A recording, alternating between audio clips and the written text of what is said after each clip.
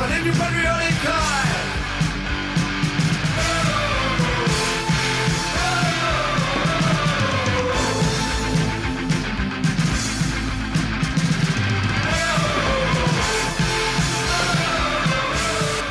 Hello guys, how's it going? It's Denham here again.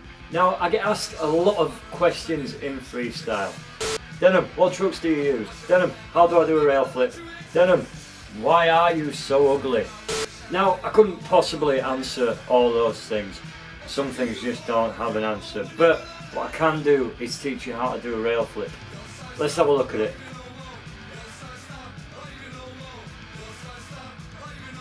So a rail flip or a Primo flip, if you're of that, sort of cut, is basically, think of it as a kick flip out of a rail stand. So it's flipping over, one full flip, and we're landing back on top on the balls. Well, technically it's 3/4 of a flip, but you know what I mean. Now it is absolutely a staple freestyle trick that pretty much every freestyler does in one form or another.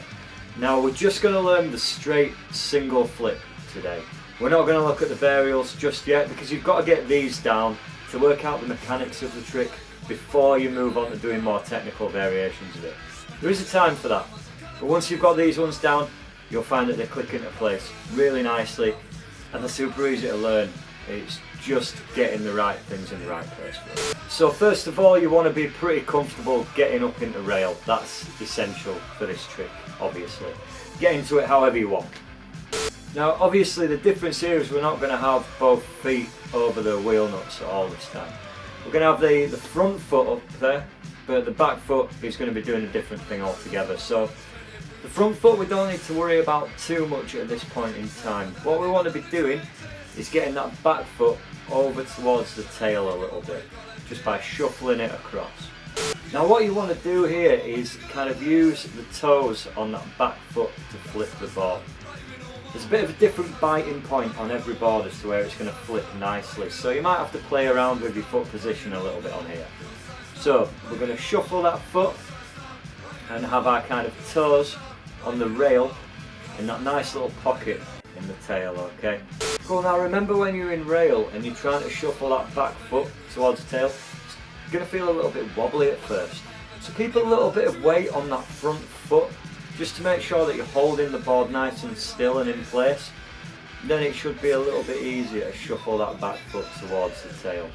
So as you can see here on the video, my front foot is just over that front wheel nut and my back foot is kind of working its way down towards the tail, stopping about halfway and kind of not hooking my toes over, but kind of pressing down a little bit just on the rail there. You want to hit it kind of just before the tail starts sloping off too much.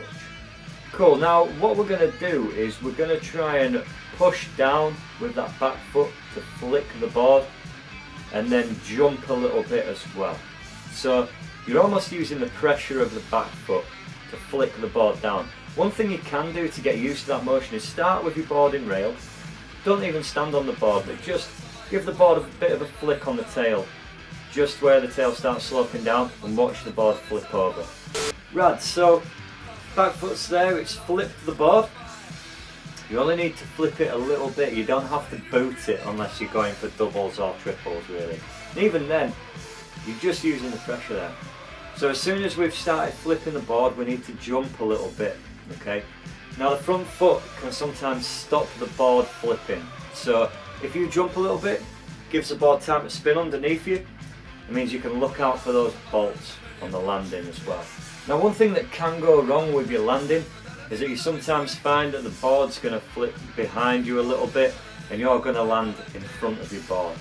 What we've got to remember is wherever the board is going, we need to follow it. So when you've kicked with that back foot, chances are the board's going to go behind you a little bit. So try and jump back a little bit to follow that flip and look out for your bolts on your landing. A rough rule to follow is that wherever your shoulders are going, your hips are going to want to turn with it, okay?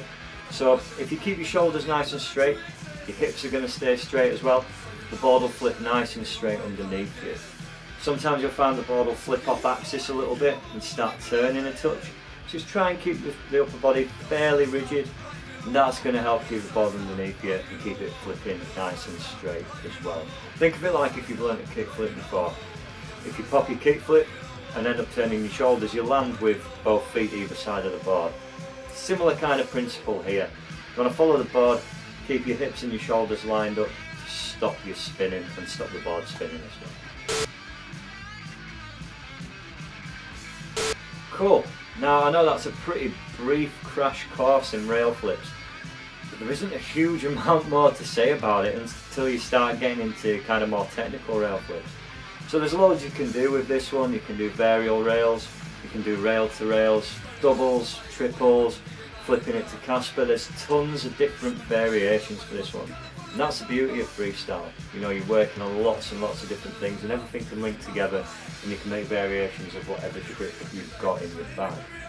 Rad, thank you very much for watching, guys. If you've enjoyed this, like or share or subscribe or whatever it is you kids do. And if you know anyone else starting out in freestyle, share this video with them, or alternatively go and teach them yourself. Spread it around like a horrible disease.